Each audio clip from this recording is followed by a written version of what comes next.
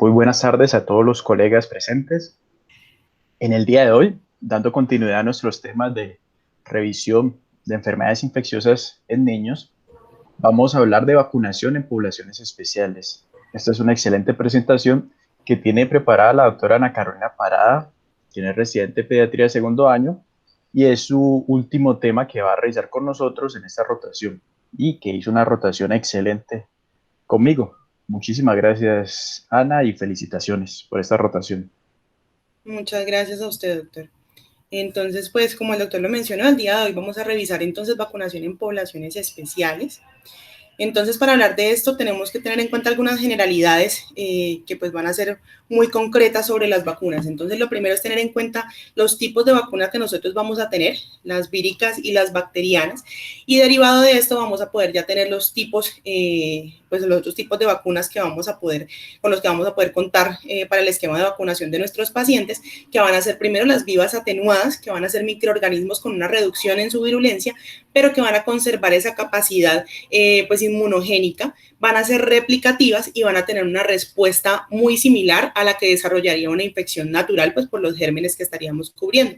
Dentro de estos, entonces, vamos a incluir la vacuna BCG para tuberculosis, polio oral, triple viral, incluyendo sarampión, rubeola y parotiditis, rotavirus, fiebre amarilla y varicela. Dentro de las inactivadas, que van a ser microorganismos inactivados, como su nombre lo dice, bien sea por procesos físicos o químicos, estas no van a ser replicativas y van a tener una respuesta que va a tener un poco menos de intensidad que la que desarrollarían las previas que vimos y un poco menos de duración. Entonces, en esta se van a incluir la vacuna para pertusis celular completa, polio inyectable y rabia. Dentro de las de antígeno purificado, vamos a tener entonces las de pertusis acelular, hemófilos influenza tipo B, neumococo, hepatitis B y meningococo. Y en cuanto a las toxinas inactivadas, tenemos el toxoide tetánico y el toxoide difterico, que es en estos pues en los que nos vamos a basar para los esquemas de vacunación en los diferentes países. Entonces, el esquema de vacunación actualizado pues en nuestro país, vamos a tenerlo como lo vemos pues aquí en la pantalla. Iniciamos en el recién nacido con una dosis de vacunación con BCG y con vacunación con hepatitis B en un paciente que no tenga ninguna pues comorbilidad demostrable en ese momento que pueda contraindicarlos o que pueda retrasarlas, como ahorita vamos a ver. A los 2 meses y a los 4 meses se va a hacer el mismo esquema, que va a ser la aplicación de DPT celular completa, hemófilos influenza tipo B, hepatitis B, polio, rotavirus y neumococo. Ya después, pues como lo menciono, a los 4 meses se va a repetir este mismo esquema, que van a ser parte de la primovacunación con estas vacunas que estamos viendo. A los 6 meses de edad se va a colocar entonces nuevamente DPT celular con hemófilos influenza tipo B y hepatitis B, y adicionalmente a estas vamos a recibir la tercera dosis de polio y la primera de influenza estacional. A los 7 meses se recibe la segunda dosis de influenza estacional y a los 12 meses comenzamos con la aplicación de la triple viral, que ya habíamos mencionado pues previamente, varicela, neumococo y hepatitis A. Ya posteriormente a los 18 meses comenzamos con los refuerzos de estas vacunas, iniciando entonces con DPT el primer refuerzo a los 18 meses, polio, y desde esta edad se podría comenzar a aplicar pues fiebre amarilla. A los 5 años, nuevamente pues el segundo refuerzo de DPT, polio, triple viral y varicela. Y pues ya las poblaciones diferentes como las gestantes y mujeres en edad fértil y adultos ya mayores, pues que digamos no van a ser competencia en este momento para nosotros. Otra también pues importante aquí sería la vacuna contra el virus de papiloma humano a partir de los 9 años en nuestros pacientes pediátricos. La primera pues en la fecha en la que se inicia esa vacunación, y la segunda 6 meses después, pues posteriores a la primera dosis que haya recibido el paciente. Ya comenzando entonces con los grupos especiales, importante aquí nombrar los que vamos a contemplar, que van a ser primero pues los pacientes prematuros, pacientes con asplenia, bien sea pues funcional, anatómica o quirúrgica, inmunodeficiencias primarias o secundarias, cáncer y trasplantados, pacientes con enfermedades crónicas y pacientes pues que sean viajeros. Entonces, comenzando con los pacientes prematuros, vamos a tener que pues tener en cuenta que más del 10% de los recién nacidos que nosotros vemos van a ser prematuros, y de estos pacientes prematuros, 20% van a ser menores de 33 semanas. Los prematuros y los pacientes que tienen bajo peso al nacer siempre pues, se han relacionado con mayor mortalidad, y esta mortalidad principalmente, pues además de otras complicaciones, se asocia principalmente pues con infecciones. Esto principalmente va a explicarse porque en los pacientes, en los pacientes, pues en los recién nacidos o en el feto, pues lo que se va a obtener es la transferencia de anticuerpos maternos a partir de la semana de un número 18, pero en realidad el pico máximo de ese paso pues vertical de los anticuerpos va a darse a partir de las 32 semanas. Esto, entonces, pues claramente si el paciente está naciendo antes de esta edad, pues obviamente estamos disminuyendo o estamos cortando esa transmisión adecuada que él debería tener para obtener pues esa defensa pasiva, por decirlo así, que estaría otorgándole pues por la parte materna. Además de todos estos pacientes prematuros, muchas veces no reciben lactancia materna por ingreso pues, a unidades de cuidado neonatal, lo que va a disminuirnos entonces la colonización del tracto gastrointestinal normal que se daría pues, por bacterias simbióticas y predisponiendo pues, a infecciones ya por patógenos que puedan generar pues, alguna alteración ya infecciosa en estos pacientes. Además, los partos por cesárea también van a seguirnos alterando esa colonización en el tracto gastrointestinal y en nasofaringe. Y además exponemos a estos pacientes a las estancias muchas veces prolongadas en las unidades de cuidados intensivos neonatales, que los expone a patógenos multiresistentes, a administración de antibióticos y esteroides de forma persistente y a procedimientos invasivos pues, y comorbilidades que pueden ponerlos más a favor de que se desarrolle pues, una complicación infecciosa en ellos. Entonces, la idea de la vacunación es evitar estas enfermedades inmunoprevenibles en estos pacientes prematuros en este punto que estamos tocando en este momento. Sin embargo, se ha descrito siempre, a pesar de que en este momento está un poco más, se ha identificado pues que en realidad menos del 30% casi de los pacientes desarrollan estos eventos cardiopulmonares como efectos adversos a la aplicación de las vacunas en estos pacientes prematuros. Lo que principalmente ellos pueden presentar es bradicardia y episodios de apnea secundarios pues a esta administración. ¿Qué es lo que se recomienda? Lo que se recomienda es que en un paciente que no tiene alguna otra condición actual, pues en el momento en que se encuentre hospitalizado, que no tenga alguna otra condición actual que esté predisponiéndolo a desarrollar pues esos eventos cardiopulmonares, no van a requerir una monitorización pues prolongada solamente por esa causa dentro de una unidad de cuidados intensivos. Cuando a ellos se les da un egreso antes de los 60 días de vida, se recomienda que no necesitarían una monitorización como va a ser diferente pues, en los pacientes más pequeños y los pacientes que todavía persistan en hospitalización en una unidad de cuidado intensivo. En los pacientes que están aún hospitalizados, lo que se recomienda es aumentar o exagerar un poco más esa monitorización que se les haga a los pacientes después de recibir la primera dosis de vacunación. 48 a 72 horas es lo que se recomienda que ellos se vigilen principalmente en contra, pues en búsqueda de los eventos cardiopulmonares que puedan presentarse. Y algunas recomendaciones en especial que dan para comenzar la inmunización durante la hospitalización, pues esto claramente es literatura de otra parte, lo que nosotros acá buscamos es intentar en lo posible siempre dar esa primo vacunación al paciente durante la hospitalización. Entonces, ellos recomiendan que se inicie dentro de la hospitalización en los pacientes que hayan nacido con una edad gestacional menos de 28 semanas, con o sin enfermedad cardiopulmonar. Además, recién nacidos pretérmino que también desarrollen displasia broncopulmonar grave, pacientes que hayan desarrollado episodios de apnea o de bradicardia. Entonces, ya entrando en cada una pues, de las vacunas que vamos a poder tener en estos pacientes, iniciamos con hepatitis B. Es importante entonces saber que esta vacunación para hepatitis B va a estar dada, el esquema que se dé va a estar dado principalmente por el estado materno en cuanto a la positividad o negatividad pues, de la presencia de antígeno de superficie contra, pues, de la hepatitis B. Cuando este es negativo y el peso al nacer del paciente es menor de 2.000 gramos, la primera dosis se va a dar o cuando alcance los 2.000 gramos el paciente, o cuando alcance el primer mes de vida, o cuando el paciente ya vaya a darse pues, el egreso de la unidad de cuidado intensivo neonatal, sin importar si ha logrado los 2.000 gramos o si ha logrado pues, el mes de vida. La idea es que posterior a esto se complete ese esquema de vacunación, una dosis adicional un mes después y otras 6 meses después para un total de 3 dosis. Cuando el paciente es mayor de 2.000 gramos en el contexto de que la madre fue negativa, se va a dar la primera dosis al nacer y se va a completar un esquema de 3 dosis en total, como se daría en el esquema pues normal que vimos inicialmente para los pacientes en nuestro país. Cuando la madre es positiva para el antígeno de superficie de hepatitis B, vamos a tener que cuando el peso al nacer es menor de 2.000 gramos, va a darse la primera dosis más una dosis de inmunoglobulina pues para hepatitis B en las primeras 12 horas de vida, pues en la medida de lo posible. Y posteriormente vamos a completar un esquema que va a ser en total de 4 dosis con la segunda vacuna al mes de vida, la tercera a los 2 meses y la otra a los 6 meses de vida. Y cuando el peso al nacer es mayor de 2.000 gramos, va a darse entonces también la primera dosis más la dosis de inmunoglobulina que mencionamos en las primeras 12 horas, y en ello se va a completar es un esquema de 3 dosis en la que se da esa inicial que mencionamos, la vacuna al mes de vida y a los 6 meses.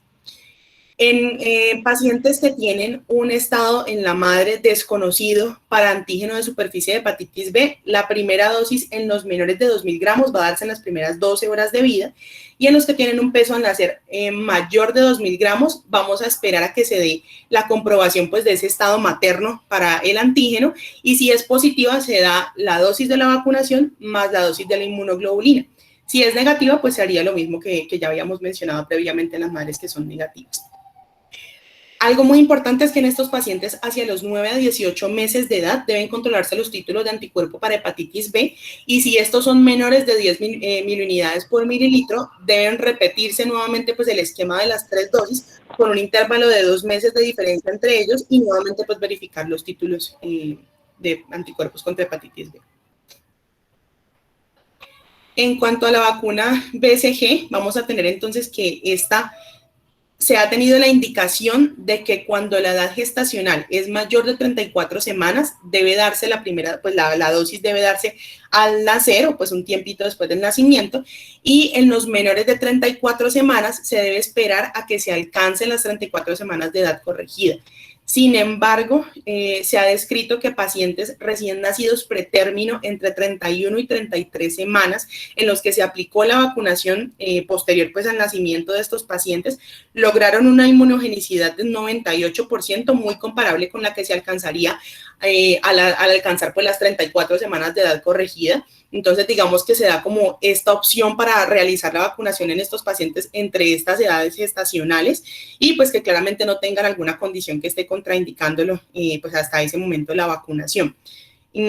También, además pues de la edad de las 34 semanas corregidas, establecen pues un peso alcanzable pues entre los 1.500 y 2.000 gramos, principalmente hacia los 2.000 gramos para su aplicación, pero por lo que más nos regimos es por las semanas de edad corregida, o pues como lo menciono, con la opción que tendríamos entre las 31 y las 33 semanas.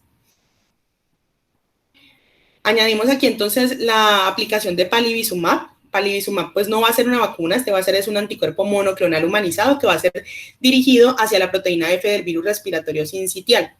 Se va a dar en una dosis de 15 miligramos por kilo dosis intramusculares por 5 dosis mensuales, pues una cada mes, y esta principalmente va a estar indicada en los primeros meses de vida del paciente, teniendo como una de las poblaciones más especiales aquí los recién nacidos pretérmino extremos, principalmente los menores de 29 semanas. También se establece aquí los pacientes que tienen alguna enfermedad pulmonar crónica, como los pacientes con displasias broncopulmonares, en los pacientes que son menores de que nacieron menores de 32 semanas de gestación, además neonatos menores de 12 meses con cardiopatías congénitas hemodinámicamente estables, menores de 12 meses con anomalías respiratorias o trastornos neuromusculares, y los menores de 24 meses inmunocomprometidos. En algunas ocasiones, pues digamos que se logra esta vacunación así como está estipulado aquí en las indicaciones pues que estamos viendo, pero pues digamos que no muchas veces va a ser así. Entonces digamos que se establece que las últimas dosis que reciban estos pacientes sean hacia los 24 meses, pues de forma individualizada, dependiendo de la condición que esté haciendo que realicemos pues esa vacunación al paciente. Pero digamos que uno de los grupos más importantes, sin descalificar pues a ninguno, van a ser esos recién nacidos pretérmino extremos que van a recibir sus dosis hasta antes de los 7 meses pues, de edad, que es donde va a tener como una mayor utilidad y una mayor reducción de morbimortalidad en estos pacientes, que en realidad es más o menos una disminución de menos de un 30% pues en estos. Continuamos entonces con los pacientes en condición pues con asplenia. Aquí entonces algo muy general es que tener en cuenta que el vaso principalmente nos va a ayudar a producción de mediadores inmunes que ayuden a eliminar bacterias y virus. Entonces aquí van a actuar principalmente las opsoninas, que lo que van a hacer es recubrirnos estos microorganismos, van a formar complejos inmunes con ellos y posteriormente ya se va a encargar de su eliminación. Entonces aquí tenemos dos compuestos que son muy importantes, que son la tuxina y la propidina, que el primero va a ser un tetrapéptido que va a estimular la fagocitosis y el segundo lo que va a hacer es la opsonización y una activación de la vía alternativa pues del complemento. Cuando la asplenia es quirúrgica, puede deberse entonces a causas traumáticas o a indicaciones hematológicas o inmunológicas, como lo son los linfomas, púrpura trombocitopénica inmune o esferocitosis hereditaria, y las funcionales van a deberse pues a patologías como la anemia de células falciformes, que esta sería la principal dentro de estas causas pues de asplenia funcional. Se dice que en estos pacientes con anemia de células falciformes, principalmente la funcional pues va a darse hacia el año de edad, y la asplenia anatómica por autoinfarto va a darse hacia los 6 a 8 años de edad. En Estados Unidos las estadísticas que se tienen es que aproximadamente 25,000 pacientes, pues a 25,000 pacientes se les realiza esplenectomías cada año, y en la actualidad tienen aproximadamente 1 millón de personas que han tenido esplenectomías, incluidas 100,000 personas que han sido por causa pues de anemia de células falciformes, algo que pues no es nada despreciable pues para estos pacientes. El mayor riesgo que vamos a tener para estos pacientes con asplenia van a ser el riesgo de infecciones graves post-esplenectomía con bacterias encapsuladas. Dentro de estos, lo más común es que sean causados por Streptococcus pneumoniae, entre un 50 y un 80%, y con una mortalidad pues que no es nada despreciable, de un 60% en estos pacientes. Segundo, tenemos entonces gérmenes como Neisseria meningitidis, Streptococcus pyogenes, Escherichia coli, Staphylococcus aureus, que representan un 25%, y Haemophilus influenza, pues que ha disminuido en realidad pues con los esquemas de vacunación. Sin embargo, pues podemos encontrar otros gérmenes como los que estamos viendo que van a ser pues en realidad ya menos comunes. Entonces, en estos pacientes vamos a dar el esquema de rutina que tenemos pues en nuestro país, como ya lo habíamos mencionado previamente, y en los pacientes en los que se hace una esplenectomía programada o electiva, entonces lo que se recomienda es que los esquemas de vacunación se hagan al menos 2 semanas previas a esa esplenectomía electiva. Y en los pacientes en que la esplenectomía es no electiva o es urgente, se va a hacer entonces, o se va a completar o se va a hacer el esquema de inmunización 2 semanas posteriores o antes del alta hospitalaria para asegurar la vacunación en estos pacientes. Entonces, iniciamos aquí con el esquema de vacunación contra neumococo, que se daría entonces pues, en este punto con Prevenar 13, y esto se va a hacer principalmente, se va a organizar de acuerdo a las dosis de inmunización contra neumococo que se hayan dado hasta antes de esa esplenectomía. Entonces, en los pacientes que no han sido inmunizados y que son menores de 2 años, se dan 2 dosis con un intervalo de 3 meses de diferencia entre ellos.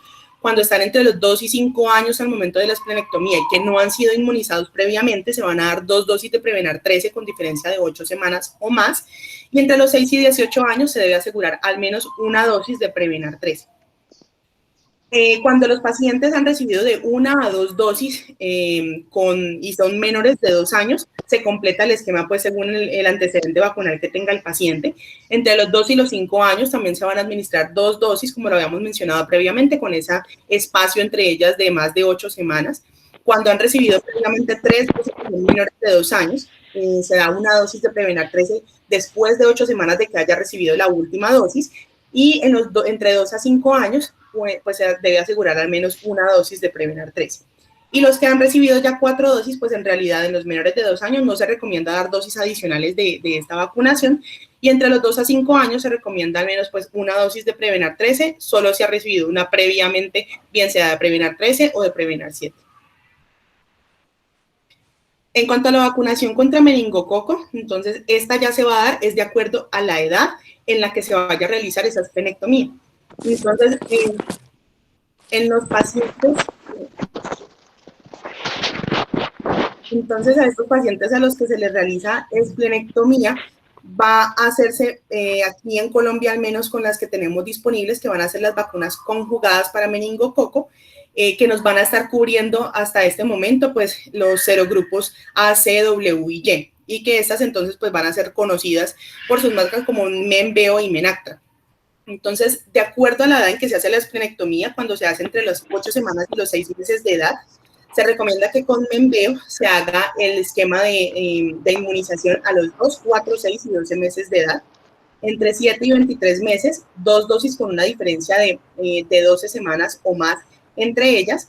2 a 9 años serían 2 dosis con más de 8 semanas de diferencia, y entre los 2 y 18 años también serían 2 dosis con más de 8 semanas. Hola, perritas bonitas. ¿Qué ha pasado con las monitas?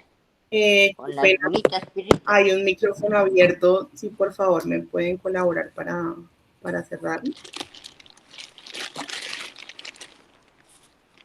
Hay algo aquí muy importante, y es que la inmunización para neumococo y para meningococo debe tenerse en cuenta que cuando se hace con Menactra y con Prevenar 13, debe separarse la dosificación, bueno, debe separarse la inmunización con estas vacunas al menos por 4 semanas entre ellas.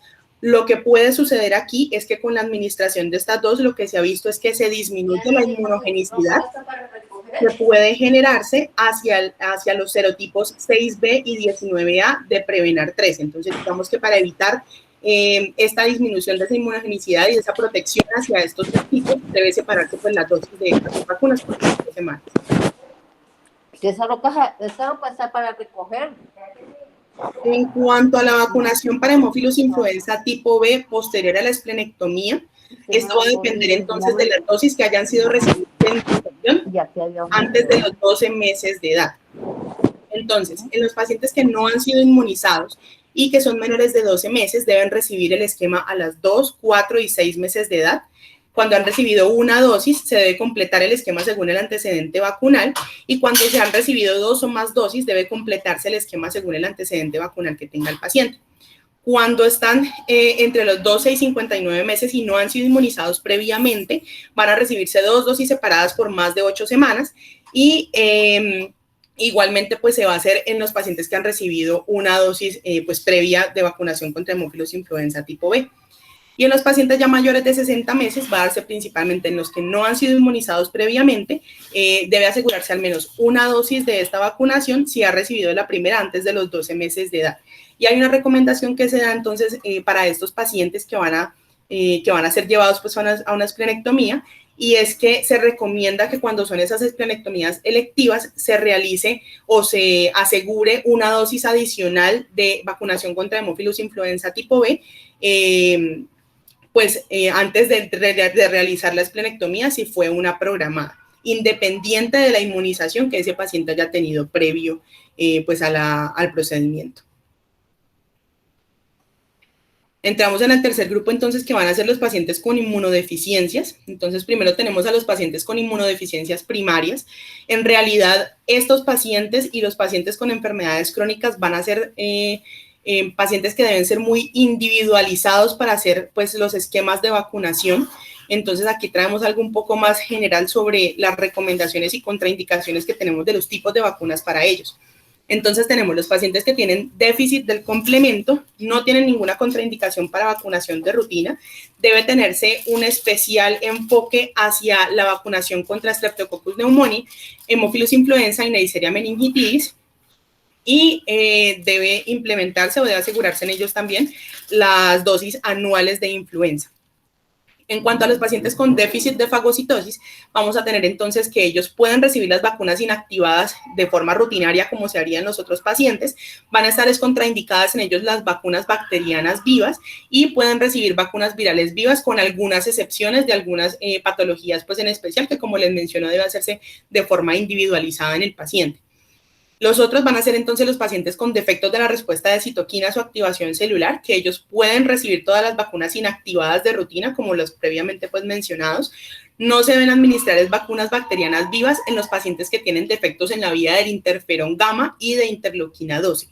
Y no se deben administrar las vacunas virales vivas en los pacientes que tienen defectos de producción de interferón. En déficit de anticuerpos, vamos a encontrar entonces que cuando hay un déficit de IgA o anticuerpos polisacáridos específicos, ellos pueden recibir todas las vacunas de rutina. Sin embargo, es muy importante tener en cuenta que mientras que ellos estén en terapia de reemplazo con inmunoglobulina endovenosa, no se deben administrar pues estos esquemas de vacunación que estábamos mencionando. En inmunodeficiencias combinadas, las vacunas inactivas deben darse antes de iniciar la terapia con inmunoglobulina endovenosa y pues no se debe dar, como ya lo habíamos mencionado, durante pues esta terapia con inmunoglobulina endovenosa. En estos pacientes están contraindicadas las vacunas vivas. En pacientes con infección por VIH, entonces pues como los que ya previamente también habíamos mencionado, estos van a estar en un riesgo aumentado de desarrollar infecciones prevenibles por vacunación. Entonces, es de importancia recalcar que en ellos la parte o la principal alteración que vamos a tener inmunológica va a ser la depresión de linfocitos TCD4, que también pues van a contribuir a que no haya una producción de inmunoglobulinas diferentes a inmunoglobulina M.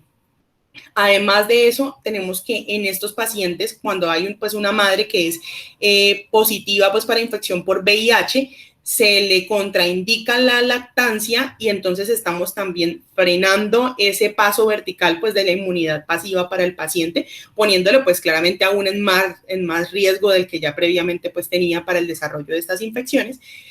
Y lo otro es que en los pacientes que no reciben terapia antirretroviral de una forma oportuna, de una forma adecuada, va a haber un deterioro progresivo de la inmunidad humoral y celular, que esto va a ser pues en realidad inversamente proporcional con la carga viral que tenga el paciente.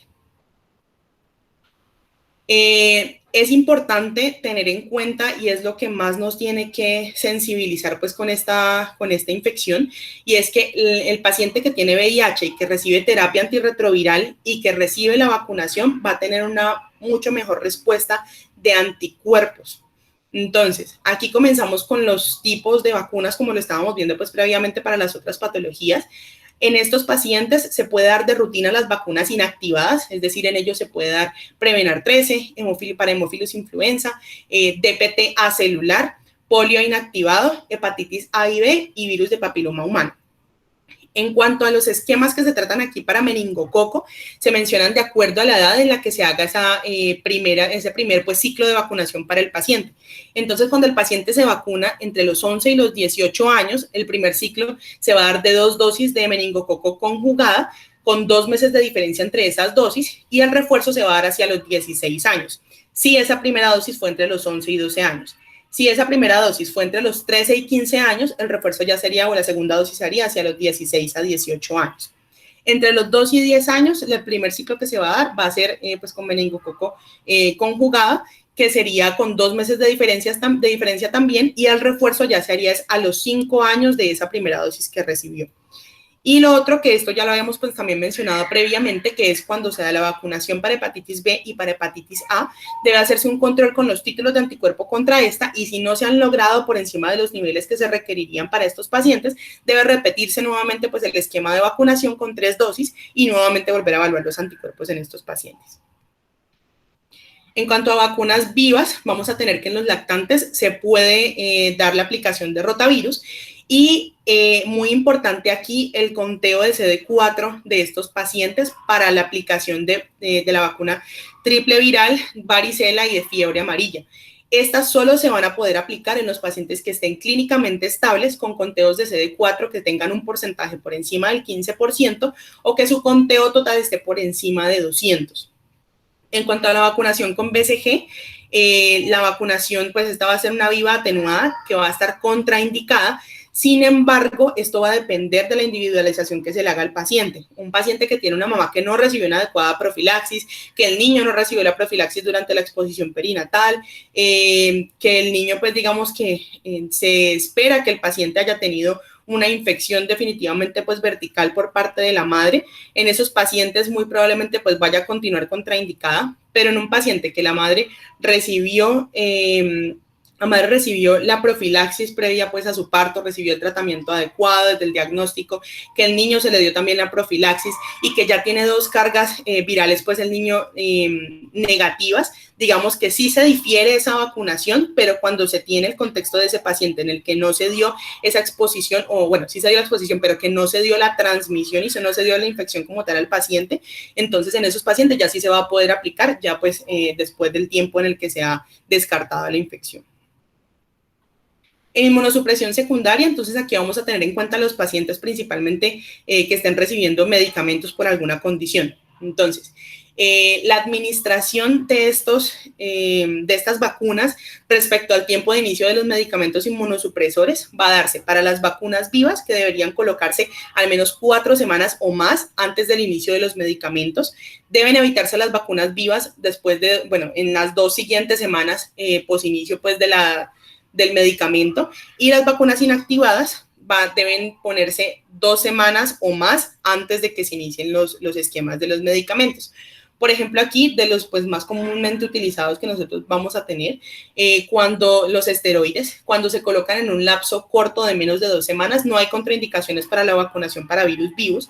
Sin embargo, cuando se tiene un esquema en el que se tiene una dosis de 2 miligramos por kilo día o un total de 20 miligramos día de prednisona por más de 2 semanas, debe esperarse al menos un mes después de que se haya dado la interrupción de este medicamento o que ya se esté dando pues, la reducción de la dosis para administrar la vacuna, las vacunas pues, con virus vivos. Lo otro es que se pueden administrar las vacunas inactivadas y toxoides a todos los pacientes que estén recibiendo pues, estos medicamentos inmunosupresores, y pues con los esquemas habituales que ya se tenían, que describimos previamente al inicio de la presentación. Otra cosa muy importante aquí van a ser las recomendaciones que nosotros les demos a las personas inmunocompetentes que vivan con personas inmunosuprimidas. Entonces, esas personas inmunocompetentes que convivan con ellos deben aplicarse las vacunas inactivadas. Los que conviven con pacientes inmunosuprimidos mayores de 6 meses deben recibir vacuna contra influenza de forma anual. Las vacunas vivas, como la triple viral, rotavirus entre los 2 y 7 meses, varicela y herpes zóster también podrían recibirlas. Si necesitan, pues por algún viaje que se vaya a hacer, se puede pues colocar fiebre amarilla y fiebre tifoidea. Pero hay 2 recomendaciones en especial para esas personas que conviven con pacientes inmunodeprimidos, que van a ser que no se debería administrar polio oral, ni se debería pues tener contacto de la persona inmunosuprimida con un bebé que haya tenido recientemente una vacunación para rotavirus, al menos durante 4 semanas. Estas 2 últimas van a ser principalmente por la exposición que va a poder tener esa persona inmunosuprimida o inmunodeprimida a la excreción pues, de estos gérmenes que se va a dar principalmente pues, en la materia fecal del paciente que fue vacunado. El cuarto punto, entonces, van a ser los pacientes que tienen neoplasias y los pacientes trasplantados. Entonces, primero los pacientes con neoplasias, vamos a tener que pacientes que sean mayores de 6 meses y que cursen con neoplasias hematológicas o tumorales sólidas, deben asegurárseles principalmente al menos una dosis de vacunación con Prevenar 13. No se deben dar vacunas de virus vivos durante la quimioterapia. 3 meses después de que ya se haya pues hecho el ciclo de quimioterapia en el paciente, se pueden ya colocar las vacunas inactivadas y las vacunas vivas. Y en los regímenes de tratamiento que incluyen anticuerpos anticélulas B, vamos a tener la vacunación que se debe retrasar al menos 6 meses posterior pues, al uso de este esquema, de este régimen.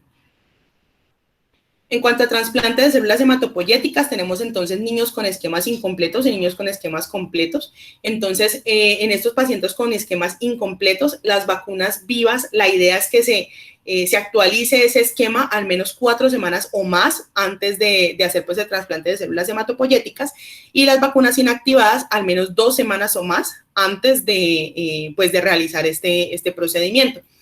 Importante, dentro de las vacunas vivas, también tener en cuenta que para varicela deben darse 2 dosis en pacientes que han sido seronegativos para esta, 24 meses después de que ya se haya realizado el trasplante de células hematopoyéticas. La triple viral se van a dar 2 dosis en personas seronegativas para sarampión, 24 meses posterior al procedimiento. Y en cuanto a las vacunas inactivadas, va a darse un esquema habitual, como ya había sido pues ya previamente descrito, luego de 3 meses de que se haya dado el procedimiento pues en el paciente. Posteriormente a que se haya hecho pues este procedimiento, también debemos asegurar entonces en cuanto a influenza, continuar con dosis anual de esta inmunización en los pacientes mayores de 6 meses y a partir de 6 meses después de haber hecho ya el procedimiento. En cuanto a Prevenar 13, va a iniciarse entonces a partir de los 3 a 6 meses y hasta 12 meses después del procedimiento. Para hemófilos influenza se va a continuar entonces este esquema después de 6 a 12 meses de haber realizado el procedimiento, al igual que para meningococo sería 6 a 12 meses posterior. Para tétanos y difteria se va a hacer 6 meses después del procedimiento. En los menores de 7 años lo que se recomienda es que se haga con DPT acelular de alta carga pues antigénica, y en los menores de 7 años la de baja carga, seguido de 2 dosis de toxoide difterico y tetánico. Para hepatitis B lo que se va a hacer entonces es tomar los títulos de los anticuerpos, que cuando son menores de 10 miliunidades por mililitro, se va a repetir nuevamente pues este esquema, y pues lo contrario en los pacientes que tengan unos títulos adecuados por encima de 10 al menos. Y en cuanto a la vacuna para polio, la vacuna de polio inactivado va a darse también 6 a 12 meses posterior al procedimiento. Lo que más recomiendan es que en esos que hay un esquema que seguiría después de 6 a 12 meses, recomiendan más irse hacia los 10, 12 meses pues posterior al procedimiento para continuar esos esquemas de vacunación. En trasplante de órgano sólido, entonces, pues por lo general se recomienda la vacunación del donante vivo solamente pues en algunos casos, pero principalmente lo que se recomienda es que los esquemas de vacunación se completen en el paciente que va a ser pues el receptor al que se le va a donar el órgano sólido. Entonces, los pacientes, los niños con enfermedad renal, hepática, cardíaca o pulmonar deben recibir todas las vacunas para la edad y el estado inmunológico pues de rutina que tengamos en el esquema, pues por ejemplo en el de nuestro país. Lo otro es que la forma pues o el esquema en que se den las vacunas inactivadas apropiadas para la edad debe administrarse al menos después de 2 a 6 meses, principalmente 6 meses después de que se haya dado ya el trasplante del órgano sólido al paciente. Este entonces es un cuadro que nos va a resumir las recomendaciones que se tiene en especial pues para algunos tipos de vacunación en pacientes pretransplante y en pacientes posttransplante. Entonces, cuando se habla sobre las vacunas vivas, vamos a tener que pretransplante se recomienda, como lo habíamos dicho, que se hagan o que se completen estos esquemas de inmunización al menos 4 semanas o más antes de realizar el trasplante. Entonces, en cuanto a triple viral, se recomienda que se haga desde los 6 meses de edad con dos dosis separadas por 4 semanas al menos. En cuanto a varicela, comenzando pues a los 9 meses de edad con 2 dosis separadas por 4 semanas. Y vacunas administradas antes del año de edad deben ser pues revacunados si el trasplante no se ha realizado hacia ese año pues o antes pues de ese año de edad del paciente. Y en las recomendaciones post-trasplante en cuanto a las vacunas vivas, vamos a tener que van a ser contraindicadas las vacunas de virus y bacterias vivas en estos pacientes, ya cuando se ha alcanzado una inmunosupresión pues inicial en el paciente posterior a ese trasplante. Las vacunas inactivadas deben ya administrarse pues de acuerdo al esquema que ya previamente habíamos mencionado. En cuanto a las inactivadas pre-trasplante, se recomienda que sean, como lo decíamos, al menos 2 semanas antes, y en ese tiempo se recomienda lograr actualizar lo más que se pueda pues el esquema de inmunización del paciente que va a ser el receptor. Y post-trasplante lo que se recomienda es que continúen recibiendo influenza pues de forma anual desde un mes después de haber recibido el trasplante de órgano sólido. Lo otro es que va a hacerse una revacunación después de 5 años de haber recibido la última dosis de Prevenar 13. Y en estos pacientes, pues se recomienda o se sugiere que deberían recibir pues vacunación también contra meningococo. En cuanto a enfermedades crónicas, entonces vamos a tener que, como lo mencionaba al inicio cuando hablábamos de las enfermedades inmunosupresoras, vamos a tener entonces que el paciente con enfermedades crónicas debe ser individualizado pues totalmente, porque cada patología va a tener una indicación diferente pues para los esquemas de vacunación del paciente, y dependiendo también del medicamento biológico o del medicamento pues inmunosupresor que reciba el paciente. Entonces, en los pacientes con enfermedades inflamatorias crónicas que requieran terapia inmunosupresora, vamos a tener de forma rutinaria la aplicación pues de vacunación para influenza, Prevenar 13, varicela si no se detecta inmunidad pues aún en el paciente, y pues no se recomienda que se den otras vacunas vivas durante ese curso de la terapia inmunosupresora. En enfermedades cardíacas y respiratorias, incluyendo pues las cardiopatías congénitas y anosantes, las cardiopatías con repercusión hemodinámica, hipertensión pulmonar, displasia broncopulmonar, fibrosis quística y bronquiectasias y asma, se recomienda pues todo el esquema de vacunación en todos estos pacientes. Ya en estas últimas 3 patologías se recomienda todo el esquema de vacunación completo para el paciente, pero hacen un especial énfasis dependiendo de la patología. Entonces, estas que hablamos de las cardiorrespiratorias, se debe recomendar la dosis de vacunación anual de influenza y pues el esquema completo para completar pues con Prevenar 13. Las enfermedades renales se recomienda entonces también la dosis de influenza anual, Prevenar 13, y para las dosis de hepatitis B lo que mencionan es que se debe hacer es un ajuste en la dosis de estos pacientes, en la dosis de esta vacuna pues para estos pacientes, dependiendo del estadio de la enfermedad renal en la que se encuentre el paciente. Y en cuanto a las enfermedades hepáticas, el énfasis principal que se hace en ellos es asegurar la inmunización pues hacia hepatitis A y hepatitis B. Y el grupo 6, que serían los pacientes que van a viajar, los pacientes viajeros, vamos a tener que estos esquemas o estas vacunaciones adicionales para estos pacientes van a depender primero pues de la vacunación de rutina en la infancia que haya recibido el paciente pues previamente. Otro es la vacunación que esté legalmente requerida para entrar a los diferentes tipos de países. Y lo otro va a ser la vacunación que podría necesitar de acuerdo al riesgo de exposición del lugar al que vaya a ir, que estaría pues muy relacionado en realidad con la vacunación legalmente requerida pues en cada país. Estas entonces principalmente van a ser dependiendo del lugar al que se vaya: fiebre amarilla, hepatitis A, hepatitis B, meningococo, fiebre tifoidea, rabia, influenza y encefalitis japonesa.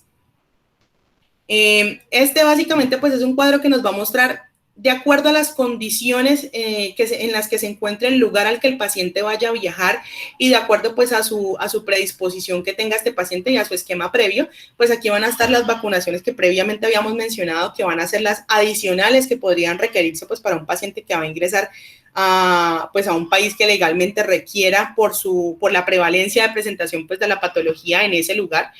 En realidad pues intenté buscar un esquema que me dijera por países digamos que todas las vacunaciones legalmente requeridas para estos pacientes viajeros, pero en realidad pues no encontré un cuadro que fuese muy claro pues para esto. Importante aquí entonces pues de los principales que van a solicitar va a ser fiebre amarilla, que va a ser destinos con brotes conocidos o requisitos pues irregulares para esta enfermedad, y cólera en lugares principalmente en los que haya mala higiene y saneamiento, donde es endémica la presentación pues de cólera, y y personas que vayan en trabajos pues de ayuda humanitaria principalmente hacia otros países.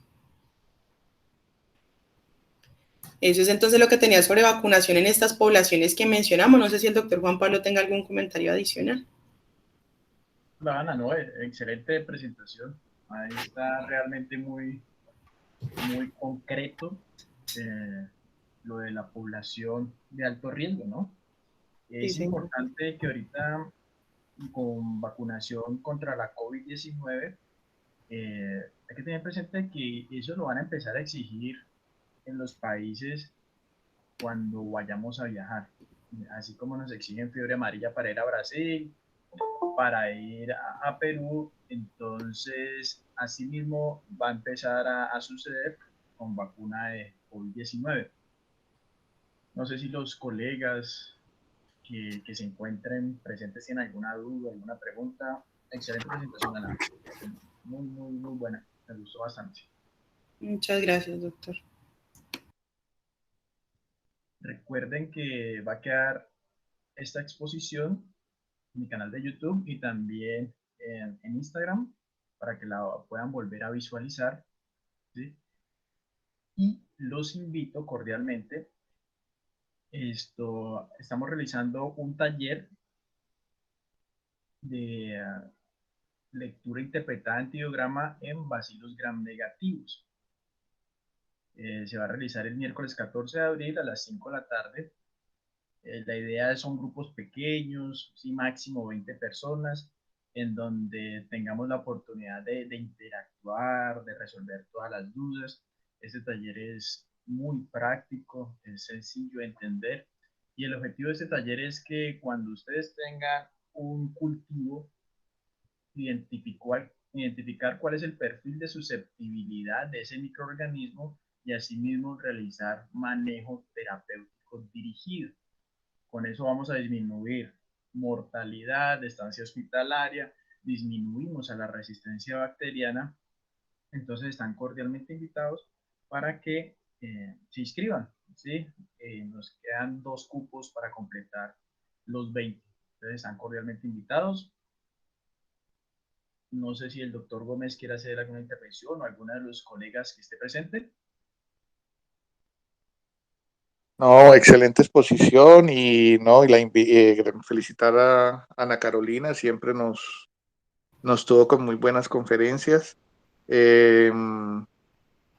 Felicitar a Juan por esta iniciativa y realmente pues yo he disfrutado de esta charla de taller de la lectura interpretada del antibiograma en gram negativos cada que Juan la da y realmente vale la pena estar ahí, compartir así en forma casi unipersonal con él los conceptos. Si pueden hacer el esfuerzo, háganlo, porque vale la pena. Realmente, pues, cada que la veo aprendo algo más y más y más. Y, y es muy buena esta actividad. En cuanto a lo de la vacunación, pues tenemos una gran puericultora, la doctora Alba, está por ahí acompañándonos. Y realmente, pues, la vaina con lo de la diabetes y la fiebre que le pregunté, y la fiebre amarilla que le pregunté a Juan Pablo en estos días, me mandó a leer un libro de 4.500 páginas, entonces voy a ver si lo logro leer, pero ya realmente es lo que decía Carolina, si tenemos enfermedades como las neoplasias, en las cuales después de quimioterapia podemos vacunar de pasados 3 mesecitos, incluso con este tipo de vacunas, que ahí el tema es porque sean vacunas vivas, pues realmente también lo podemos hacer en niños que tengan su patología crónica controlada, que de pronto es otro grupito adicional, aparte de los que Carolina mencionó. Entonces, no, decir simplemente que a las vacunas no hay que tenerles miedo, hay que vacunar. Nosotros que no somos, que somos como intermedios entre lo que le tocó vivir a la doctora Alba y lo que nos tocó vivir y lo que les toca vivir ahora, nosotros veíamos muchas tragedias con lo de la tosferina, alcanzamos a ver el coletazo de la difteria, del sarampión, y realmente como pediatra yo no le deseo eso a ningún colega, a ninguna mamá. Vacunen, vacunen y vacunen, es la consigna. Lo que pasa es que háganlo juiciosamente, háganlo con un plan establecido por su pediatra o su infectólogo y nada, tenemos que creer en la ciencia, en el método científico y no debemos creer en los chismes, en teorías elaboradas a punta de conocimiento, porque pues las teorías hay que probarlas. Yo pues puedo hacer en este momento una teoría, pero de ahí a que esa teoría sea verdad, ¿Esto qué pasaría? es otra cosa. Entonces nada, no sé si la doctora Alba quiera complementar algo de esto y Juan, felicitaciones. Muchas gracias, doctor Gómez. Muchas gracias. Muchas gracias, doctor. La profe Hernández.